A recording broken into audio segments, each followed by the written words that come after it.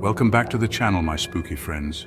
I'm Sam, and tonight we're serving up a three-course meal of terror.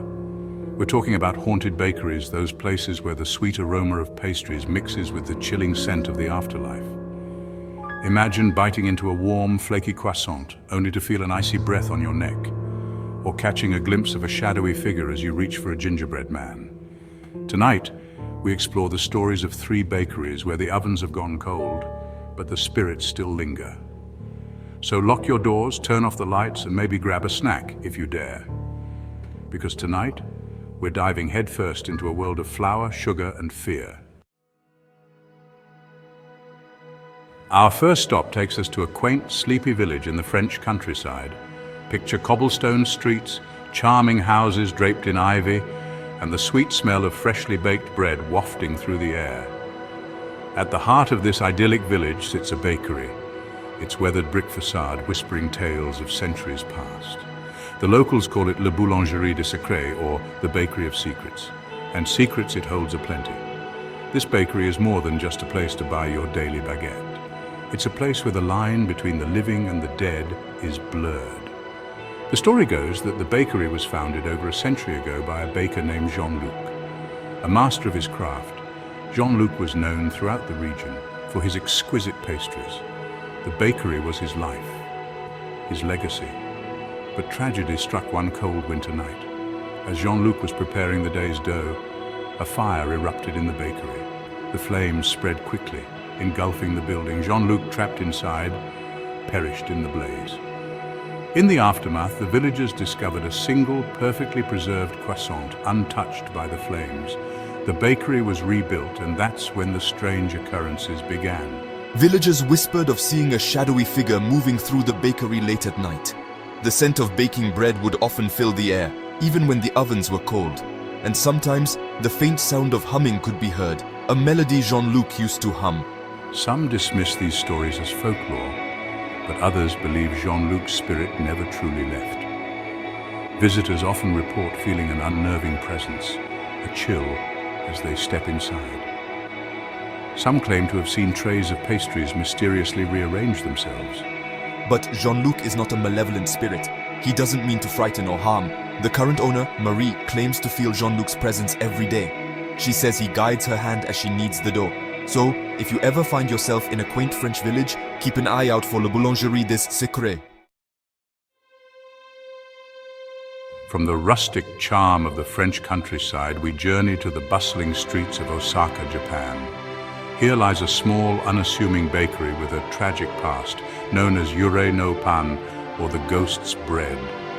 It's said to be haunted by the spirit of a young girl named Hana. Hana was a bright and cheerful child who loved visiting the bakery with her grandmother. The bakery was her happy place. But one fateful afternoon, tragedy struck. While walking home from the bakery, Hana was hit by a speeding car and died instantly.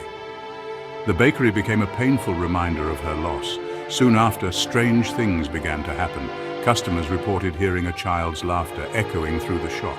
Trays of freshly baked goods would topple over, and the sweet scent of cherry blossoms, Hana's favorite, would fill the air. The bakers felt an unnerving presence, as if they were being watched.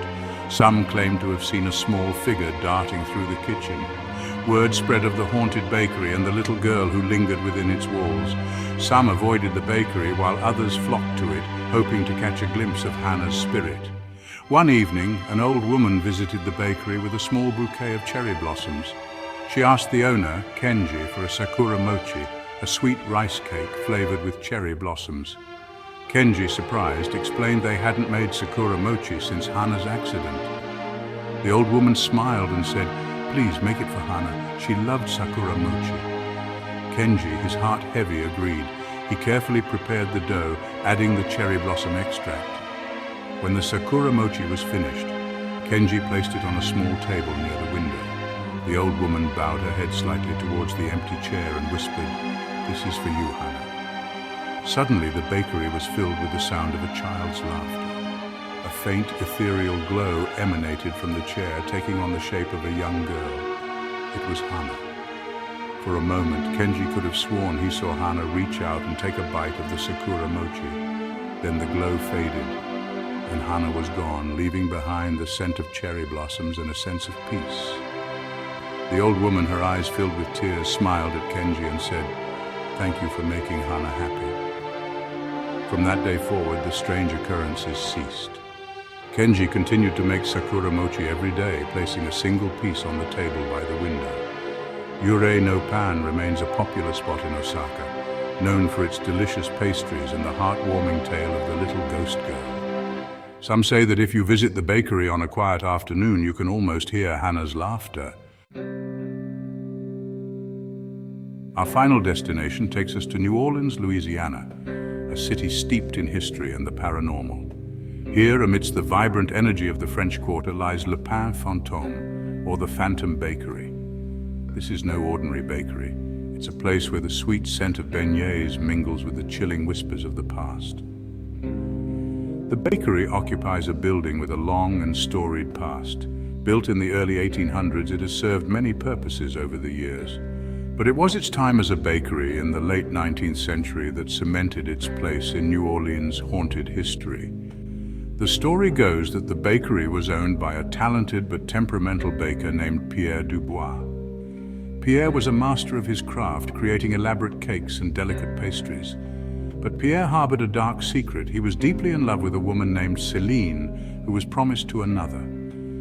One night, driven to madness by his unrequited love, Pierre baked a cake laced with poison. He planned to present the cake to Céline and her betrothed, but before he could carry out his plan, a fire erupted in the bakery. Pierre, trapped in his own inferno, perished in the blaze. In the aftermath, the bakery lay in ruins. Years later, a young couple decided to restore the bakery. They named it Le Pain Fantôme, hoping to attract both locals and tourists. But as soon as the ovens were relit, strange things began to happen. Employees reported seeing a shadowy figure moving through the bakery late at night. The scent of burnt sugar and almonds would sometimes permeate the air. Occasionally, customers would claim that their beignets tasted faintly of bitterness. The owners called in paranormal investigators who confirmed the presence of several spirits, including Pierre Dubois. Despite the paranormal activity, Le Pain Fantôme remained open. Tourists flocked to the bakery, eager to try the beignets and catch a glimpse of the ghostly baker. One evening, a renowned psychic visited the bakery. She felt a cold chill and saw the ghostly figure of Pierre Dubois. The psychic reached out to the spirit, understanding his pain and regret. She told Pierre it was time to let go of his anger and pain. As she spoke, the air in the bakery seemed to lighten, and Pierre's ghostly figure slowly faded away. From that day forward, the paranormal activity ceased, and Le Pain Fantôme remains a popular spot in New Orleans. And thank you for joining us on this chilling journey into the heart of haunted bakeries. We've traveled from the French countryside to the bustling streets of Japan and the vibrant heart of New Orleans, encountering spirits tied to their craft and the remnants of their past lives. Remember, these are just a few of the many stories of haunted bakeries scattered across the globe. Each bakery holds its own tales of love, loss, and the supernatural, reminding us that even in the most unexpected places, the past can rise again like dough in a warm oven. If you enjoyed these stories, be sure to give this video a thumbs up, subscribe to the channel for more terrifying tales, and hit that notification bell so you never miss an upload. Until next time, stay curious, stay hungry, and stay haunted.